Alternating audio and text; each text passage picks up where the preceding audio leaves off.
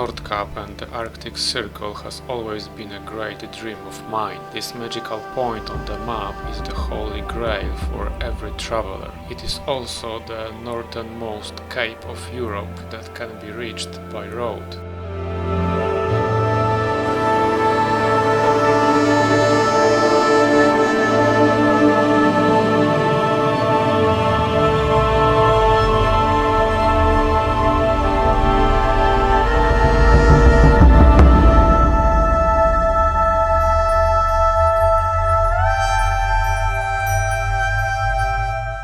I'll be traveling in my 1991 Mercedes G-Wagon, which I've spent the last 4 years rebuilding and testing. This will also be my first solo journey of this length, so if you don't have anything better to do right now, I invite you to join me on a journey through Arctic Norway.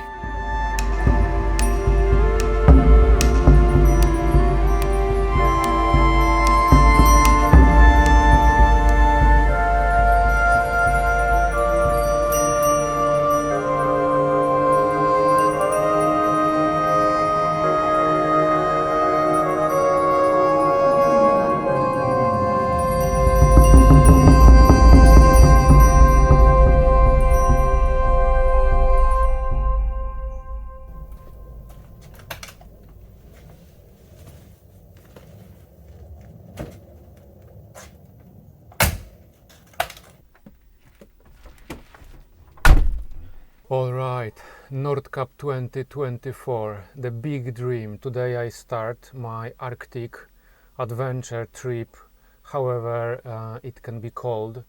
So the plan minimum is around 7,000 kilometers. Now the good question is, will the G-Wagon make it? Will I make it? So many questions, no answers. So I guess there is no more time to waste. I need to start my OM 606 and get rolling.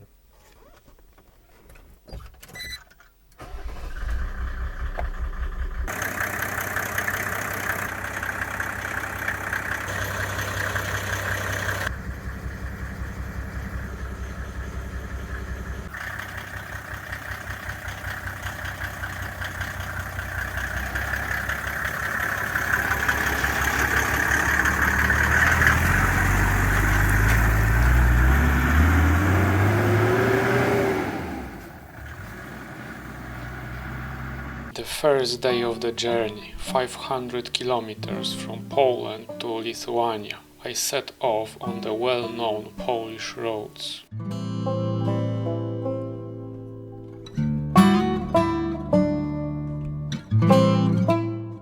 Preparing for a long trip is very time-consuming and demanding. Have to plan and pack a lot of things. The car must be prepared and checked well in advance.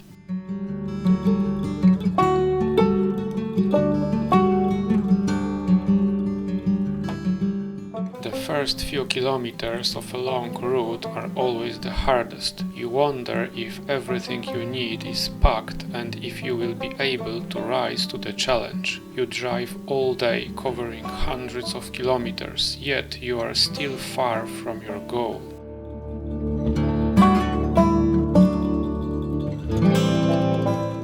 Close to the Lithuanian border, I make my first stop to fill up the tank and grab a quick sandwich, so I'm not driving on an empty stomach. I brought plenty of food from home, which should easily last the first week.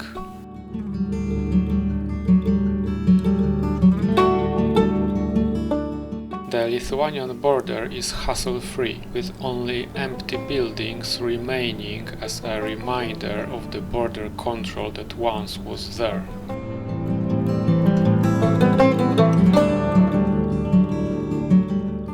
The roads in Lithuania which I'll be traveling on are mostly single lane, and many are under construction, but I don't need to drive fast.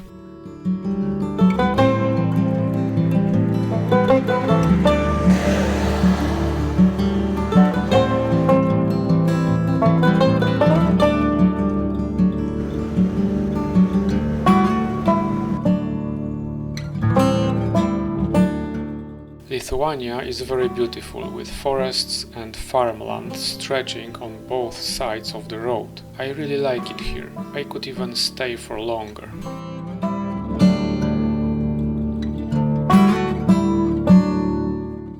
The road in Lithuania passes fairly quickly. I have just 160 kilometers left. Not far past Kovno, in the town of Truskava, I find my first overnight stop. It's a small lake by a beach surrounded by a forest, a place for locals to relax, swim and sunbathe. On the day I arrived, there were 2 fishermen and 3 cars with local teenagers who also decided to spend the night camping by the fire. I set up my camp a bit off to the side, had my evening meal, tried not to overthink, and went to sleep.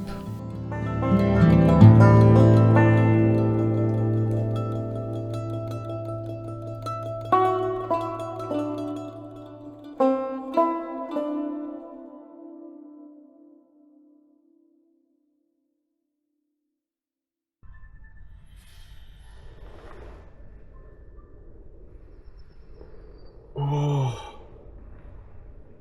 good morning.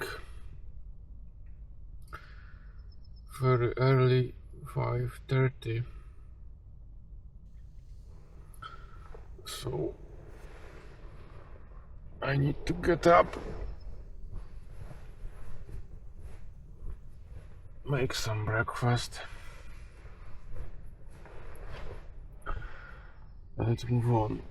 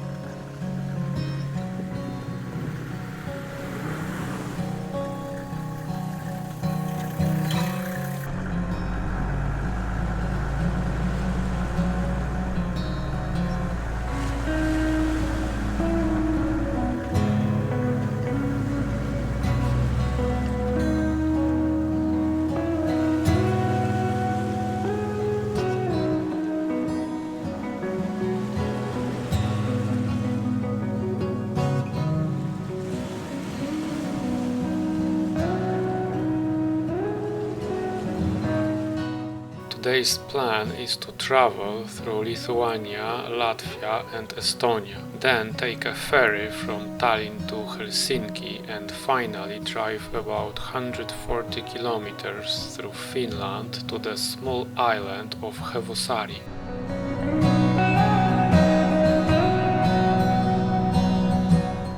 I'm still close to home, but by continually moving in the designated direction, I get closer to my goal each day.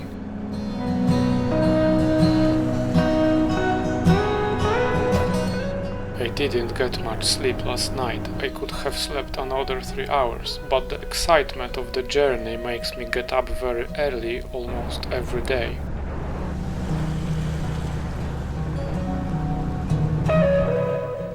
I will spend less than 24 hours in Lithuania, Latvia and Estonia, but I really like it here. It feels like Poland, it is very close as well, so I definitely need to come back for a longer trip one summer.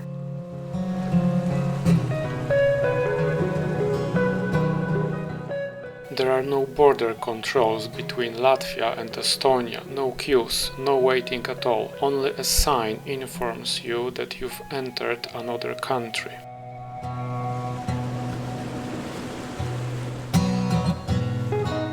Poland, Lithuania, Latvia and Estonia share a common history of being close to Russia and its influence. World War II, followed by being part of the USSR. Poland wasn't part of the USSR, but it was a satellite state under socialist Russian influence. It was only after the USSR's collapse in 1991 that real democratic changes began in our countries. Now we all belong to the European Union and we can move freely within it.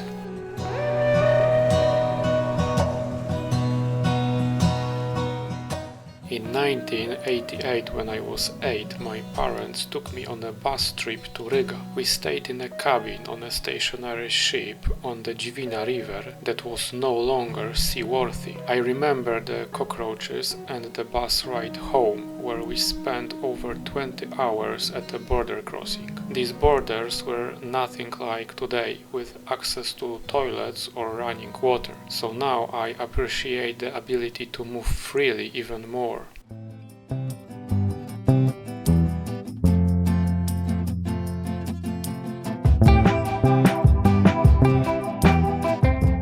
The drive through Latvia was very quick, just 200 kilometers. I bypassed Riga widely using the ring road, then drove along the Gulf of Riga, and in just under 3 hours I reached Estonia.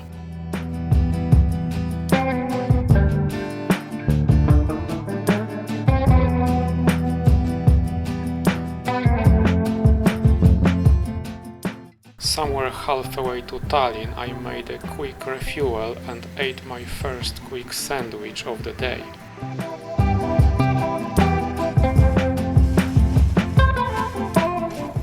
I don't have much time. The hours are passing quickly and I want to make it to the 4:30 p.m. ferry to Helsinki.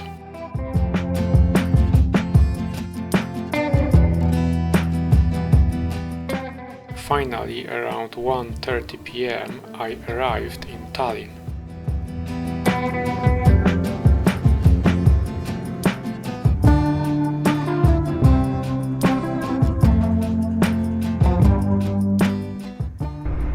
Have just parked in front of the, or close to the terminal, and now I need a ticket.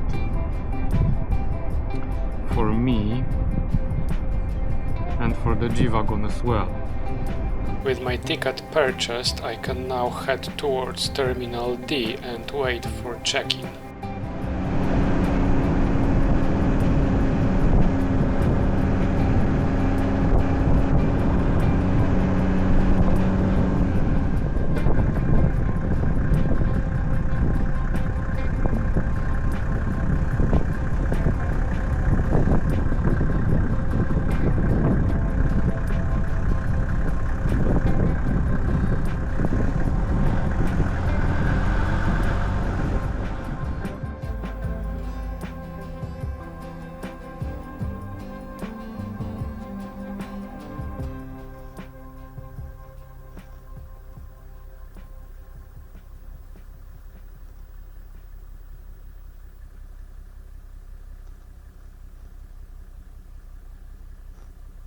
All right.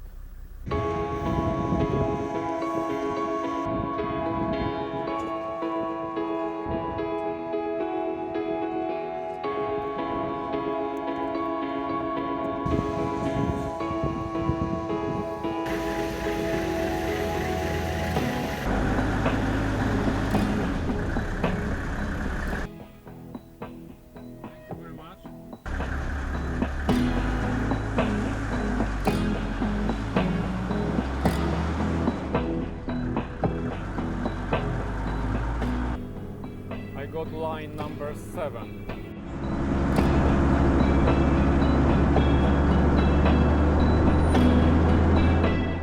The ferry from Tallinn to Helsinki is quite large. It can carry a lot of cars, trucks and many people.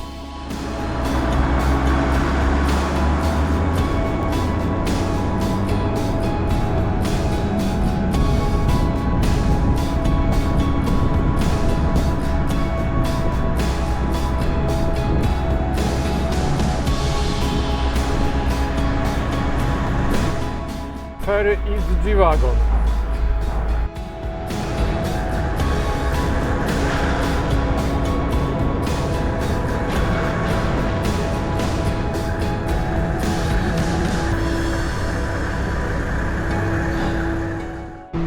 Okay, so the G-wagon is locked and now something tells me I should search for stairs.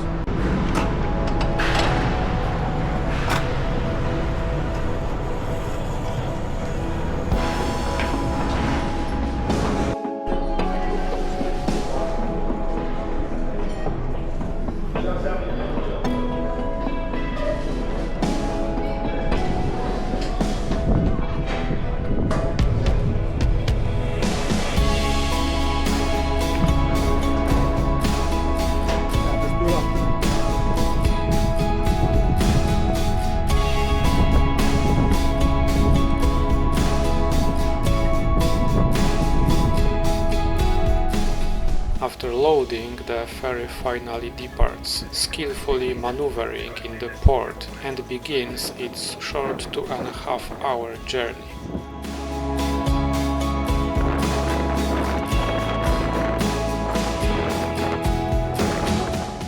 I think there were no cabins on board, but there were several bars on one deck, each with a different style, a regular cafeteria, a fast food restaurant, and one with a full menu as well as a mini concert.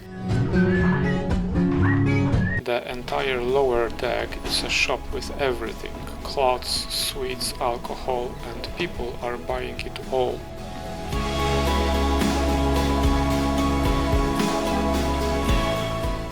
Finally, I find a place for myself and wait for the announcement to go to the car. Attention to our car passengers. We ask all drivers to now go to the car deck. I'm in Finland, in Helsinki. I have never been here before and I finally start to feel the distance from home.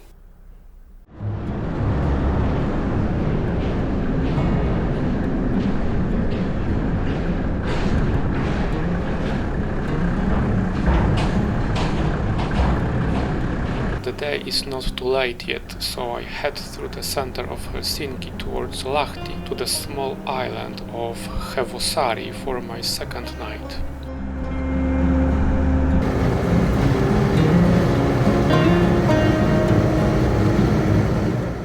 In Helsinki, I checked one place to stay for the night, and actually it was full of local people, and I decided to push north.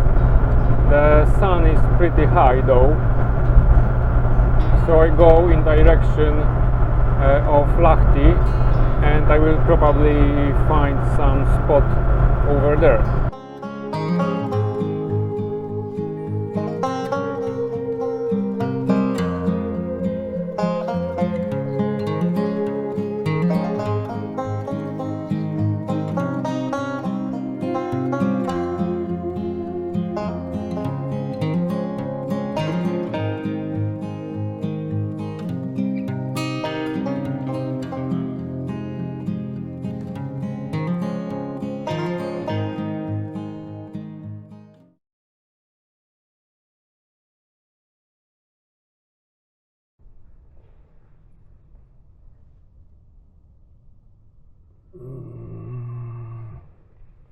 Oh, good morning.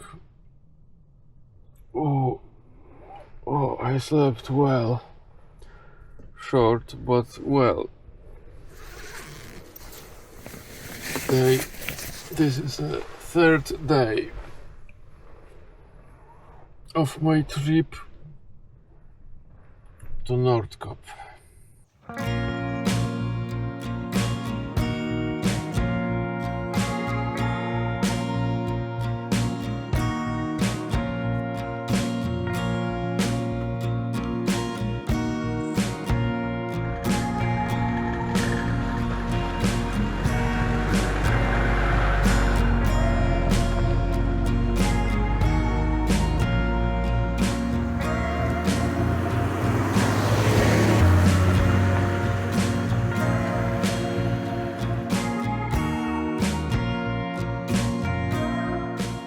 it's early and I don't know it yet, but today I'll be covering the longest distance of the entire trip, 1020 kilometers. I start from the beach of Hevossaari island and then head north on the E75 highway through Oulu to Rovaniemi. From there I will travel another 300 kilometers through Lapland, almost reaching Inari.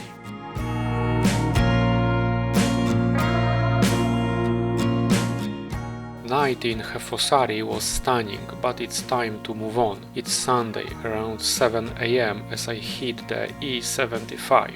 The road is almost deserted and I instantly soak into the atmosphere of the journey. Home in Poland is now far behind. I make a quick stop to fill up the tank before continuing on.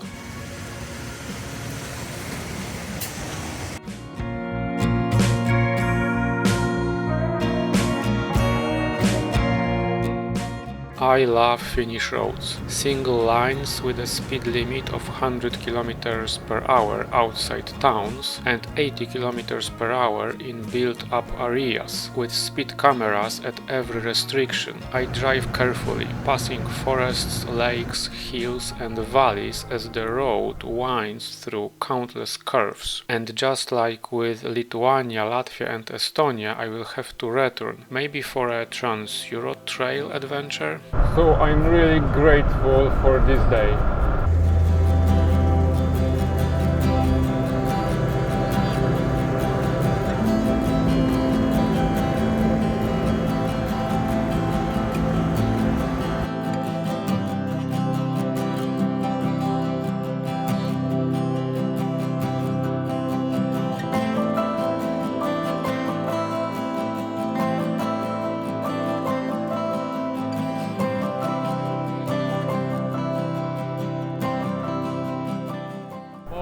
So I'm just about to step into Arctic Circle. Wow! Basically right now. Wow!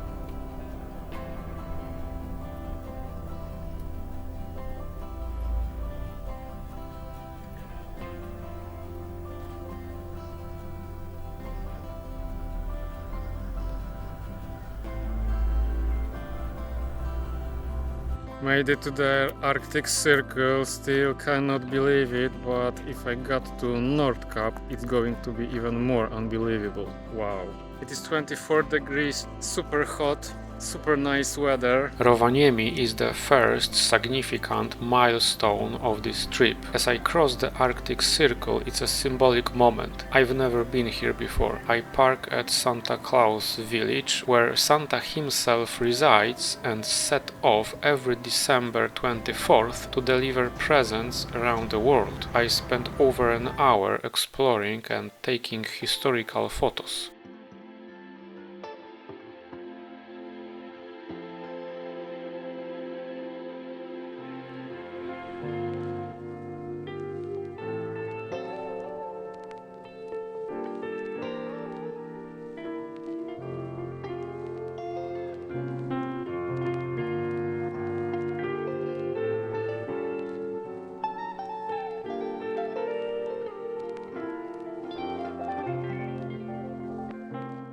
After the visit, I refuel at the gas station and head further north. I believe everyone needs regular rest, and tonight will be my first experience of the midnight sun. It's 7 PM, the sun is still high, and the remaining 300 kilometers to Inari doesn't seem daunting. Oh, reindeer! Wow. So, I had plans about this trip. I had it in my head, in my imagination, but what I saw already, and I'm not even in Inari, Finland, it just blows my mind. This road is like it does not have an end. So just grab your vehicle, motorcycle or a car or a truck, motorhome, whatever you have, and just hit this E75 towards Inari and Nordkapp. Oh wow, I'm really so thankful that I can drive this road with my G-Wagon.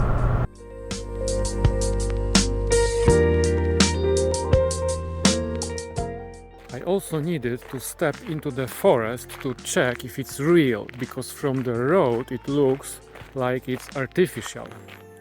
And oh yes, it's real.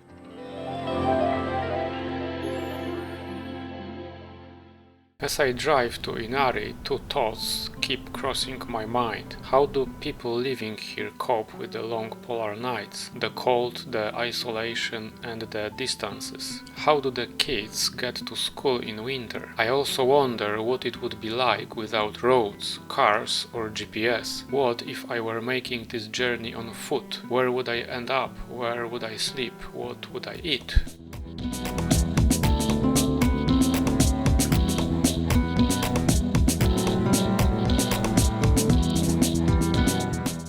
Wikipedia tells me that the first documented tourist to reach Nordkapp by land was an Italian priest, Francesco Negri, in 1664. It took him 2 years.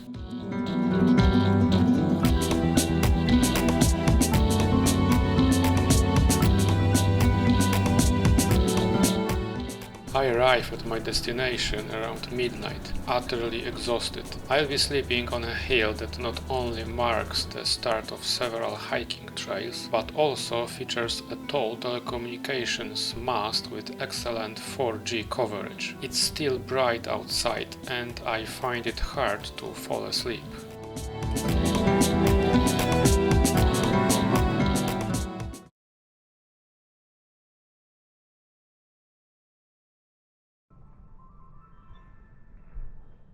Oh, good morning. 6:03,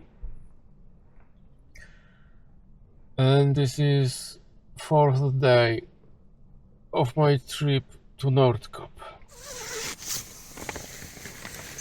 Oh, I slept so good.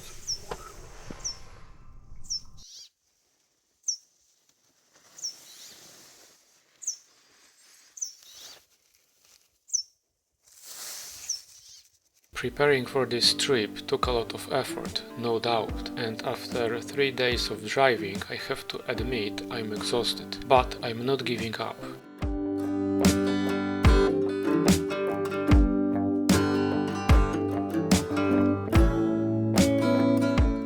I'm in Lapland, on a hill just before Inari. Nordkapp is practically within reach, and the thought of getting there in a single day is incredibly tempting. I also have a few towns and roads in eastern Norway on my must-see list. The problem with visiting a new place for the first time is the desire to be everywhere and see everything. Today, this classic traveler's dilemma will linger with me for quite a while, but first I need to reach Inari.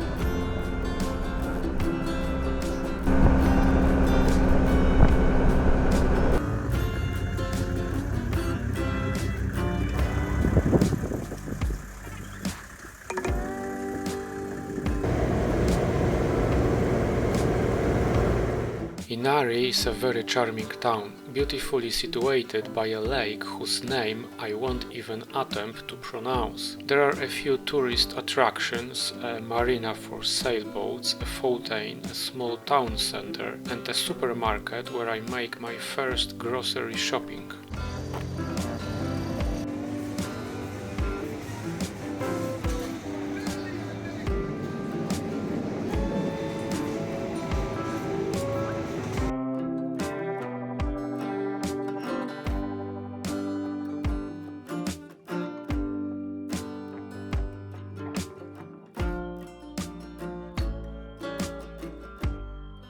At the gas station I fill up the tank and head north on the E75.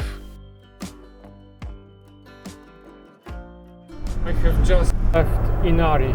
What a great little town. And it's that hot, I am traveling in a t-shirt.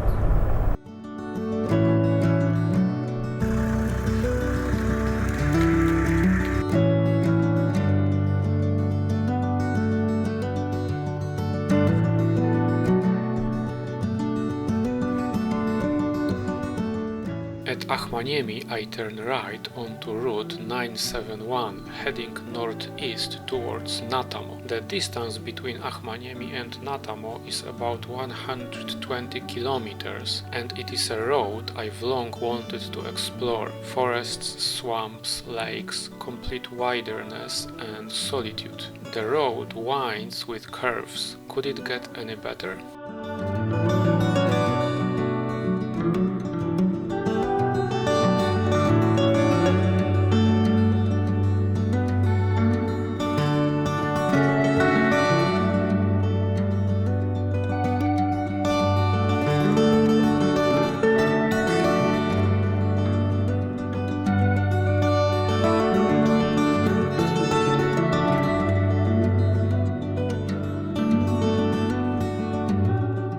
Before leaving Poland I didn't take much water, so as I pass by the lakes I'm on the lookout for a good spot to refill. I find a narrow path leading through the bushes to a small cove. The sun is shining, it's warm, there are no clouds and the water is calling out loudly for a swim. I have found a wonderful place.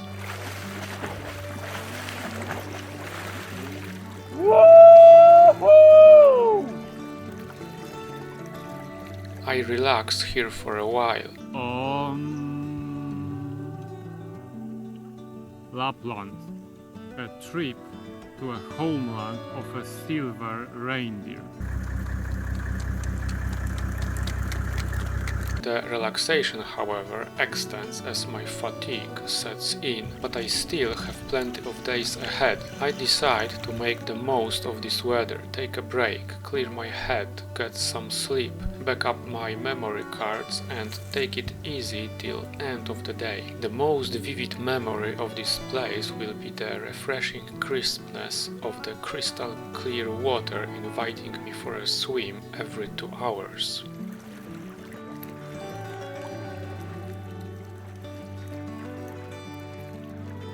Water is that cold. Today I planned to drive all the way to Warsaw, but I managed to cover only 85 kilometers from Inari to a cove just before the town of Karsikkoniemi.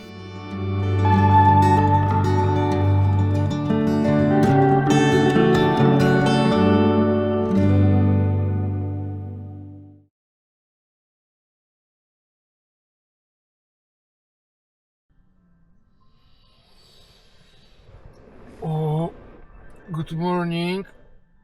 It is 5th day of my trip to Nordkapp, and today I slept so long and so good. Oh.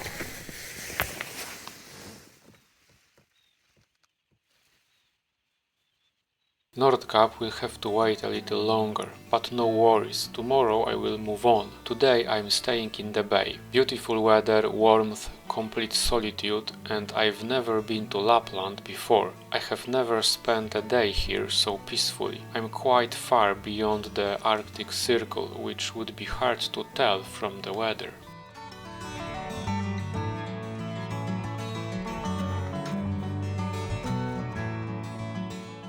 I still have a few things to do here. First and foremost, I need to update my diary where I record the events of each day, so I can better tell this journey later on. I also have some time to exercise with a view of the lake, prepare and enjoy a meal without rushing. I don't know what can beat that.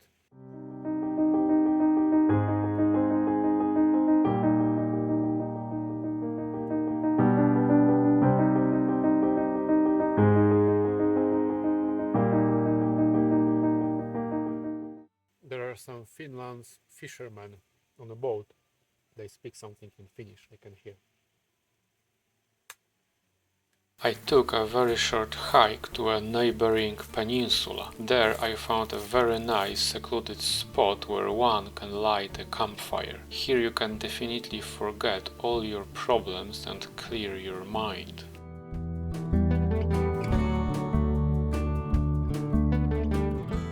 On the way back to camp I stumbled upon an anthill like I have never seen before. I also needed to do a mini service on the G-Wagon. For the catch can oil I brought a special canister, so no worries, no oil is going to be spilled on this beautiful land.